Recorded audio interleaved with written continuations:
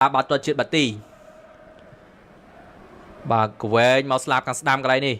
អូចុចមួយទៅខាងលើកន្លែងនេះឱកាសរបស់ខាងក្រុមកម្ពុជាយើងហើយស៊ីថាមេនជូស៊ីមកមែនទេសេសុគាបាទឲ្យកឹបមួយសិនទាត់មកជើង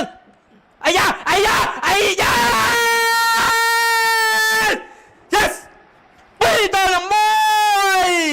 តោះគ្នាយើងបាទជួយសែម្នាក់មួយបងប្អូនយើងត្រូវការស្មើថាហើយថាអូស្ត្រាលីនេះគេចង់រាប់អានយើងជាបងប្អូនណាប្រហែលដងឯងគេឲ្យយើងទៅណាប៉ុន្តែយើងធ្វើខាងលើអត់បានបាទកន្លែងនេះបាទតែតគឺចូលតើបងប្អូនយើងបាទជួយសែម្នាក់មួយយើងត្រូវការមកគ្រាប់ទៀតណែកពីស្រីសុគាមកជើងនេះប៉ាំងភ្លឹប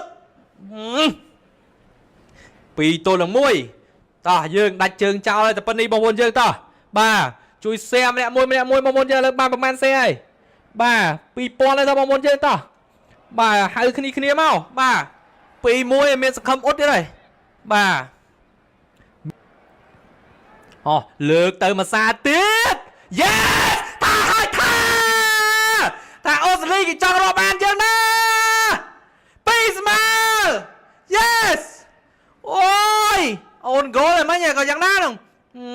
ហើយថាអូស្ត្រាលីនេះប៊ីជាមួយយើងប្រហែលដល់ហើយបាត់ទីបំផុតអូនហ្គោលបដ ாய் ណាបាទអូយព្រះអង្គចាស់មនីអាមែនបាទពីស្មើបាទយើងចាំមើលរបៀប highlight បងប្អូនយើងអូមិនកន្លែងនេះអញ្ចឹងបដ ாய் ទៅមួយថ្ងៃឯងបាទអូស្ត្រាលីថាបាទអត់ចេះទាត់ខ្ញុំទាត់ឲ្យណែបាទ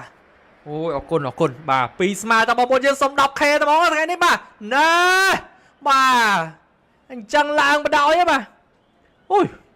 អូតែប៉ុណ្្នេះពីស្មើដល់ចាស់បាយវៀតណាមហើយតែប៉ុណ្្នេះបាទបាយវៀតណាមជួបគ្នាបាទទៅមុខទៀតហើយយើង